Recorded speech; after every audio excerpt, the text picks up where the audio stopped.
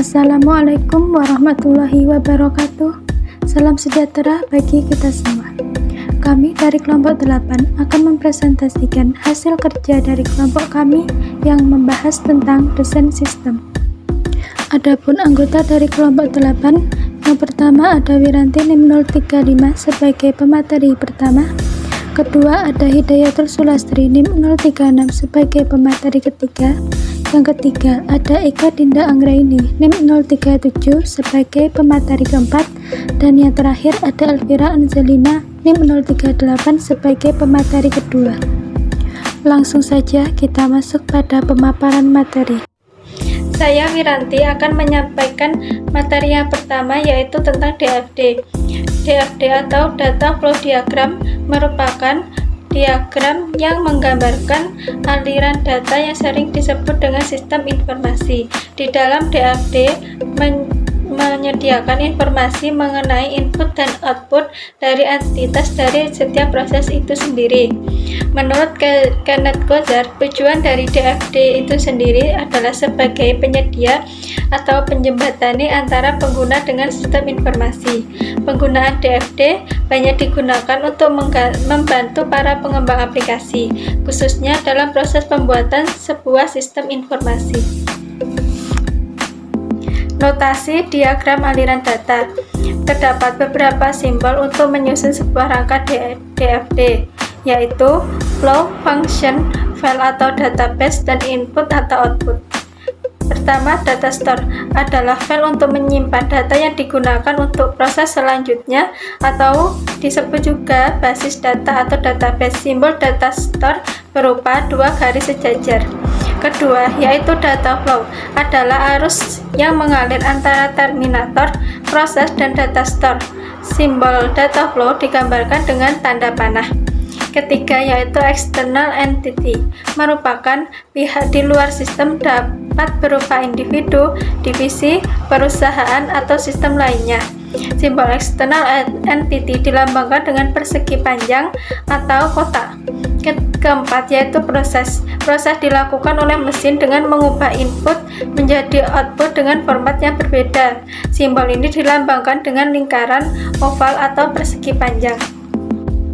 Jenis-jenis DFD ada 3, yaitu diagram level 0, DFD level 1, dan DFD level 2. DFD level 0 atau diagram konteks merupakan diagram dengan tingkat paling rendah, di mana menggambarkan sistem berinteraksi dengan entitas eksternal. Kedua, yaitu DFD level 1. DFD level 1 merupakan lanjutan dari diagram konteks, di mana setiap proses yang berjalan akan diperinci pada tingkat ini.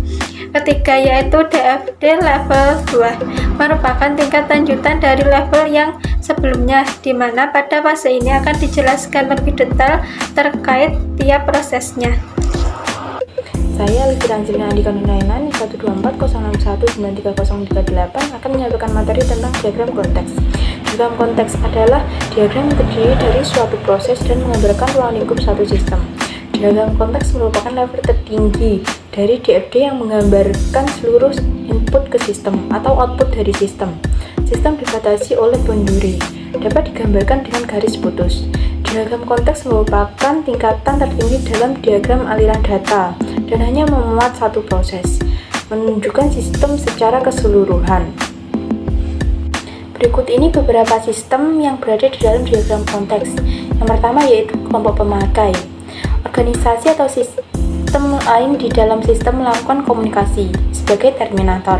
Yang kedua, data masuk. Data yang diterima sistem dari lingkungan dan harus diproses dengan cara tertentu. 3. Data keluar. Data yang dihasilkan sistem dan diberikan ke dunia luar. Yang keempat, penyimpanan data. Digunakan secara bersamaan antara sistem dengan terminator. Yang kelima, batasan antara sistem dengan lingkungan luar. Hidayatul Sulastri NIM 036 izin menyampaikan materi yang keempat, yaitu daftar kejadian. Daftar kejadian digambarkan dalam bentuk kalimat dan berfungsi untuk memodelkan kejadian yang terjadi dalam lingkungan sehari-hari dan membutuhkan tanggapan dan respon dari sistem. Untuk diagram konteks atau dalam bentukan diagram konteks memerlukan hal-hal berikut. Yang pertama, kelompok pemakai, baik pihak internal maupun eksternal, perusahaan dan departemen terkait, di mana sistem itu digunakan harus diidentifikasi secara rinci dan jangan sampai ada yang terlewat. Yang kedua, kemungkinan kejadian yang akan terjadi dalam penggunaan sistem harus diidentifikasi secara lengkap. Yang ketiga, arah anak panah yang menunjukkan aliran data jangan sampai terbalik agar dapat memberikan pemahaman yang benar terhadap seluruh proses sistem yang akan dibentuk. Dan yang terakhir, setiap kejadian digambarkan dalam bentuk tekstual yang sederhana dan mudah dipahami oleh pembuat sistem. Saya Eka Dinda Anggraini, NIM 037. Di sini saya akan menjelaskan materi mengenai spesifikasi proses. Spesifikasi proses mendefinisikan apa yang harus dikerjakan untuk merubah input menjadi output. Spesifikasi proses juga memberikan gambaran detail kebijakan bisnis user yang dibawa oleh setiap lingkungan atau proses dalam DVD sendiri. Spesifikasi proses digunakan untuk mendeskripsikan proses yang terjadi pada level yang paling dasar dalam DVD. Logika proses dalam spesifikasi proses dapat menggunakan yang pertama ada struktur English atau SE, yang kedua ada flowchart, yang ketiga ada decision table, yang keempat ada pre atau post condition, yang kelima ada diagram nasi. Namun pada dasarnya bentuk logika proses dalam spesifikasi proses ini relatif bebas. Artinya dapat digunakan untuk apapun asal mempermudah programmer dalam memahami rancangan, yaitu memilih bentuk yang tepat untuk spesifikasi proses. SE sendiri merupakan alat yang cukup efisien untuk menggambarkan suatu algoritma. SE merupakan dasar dari logika terstruktur.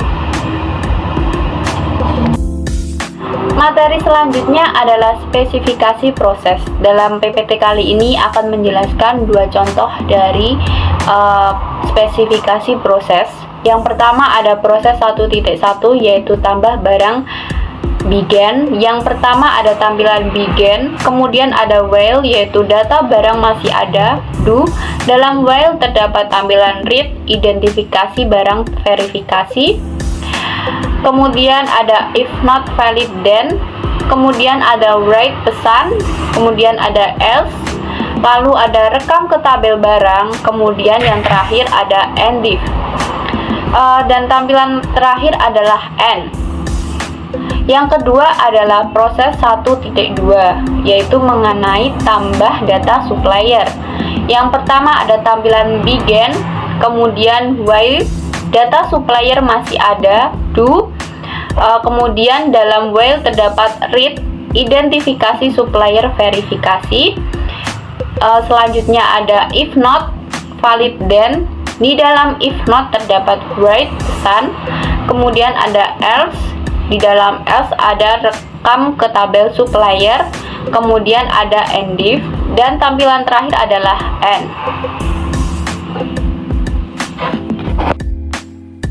Sekian presentasi dari kelompok kami. Jika ada kesalahan dan kekurangan, kami mohon maaf. Wassalamualaikum warahmatullahi wabarakatuh.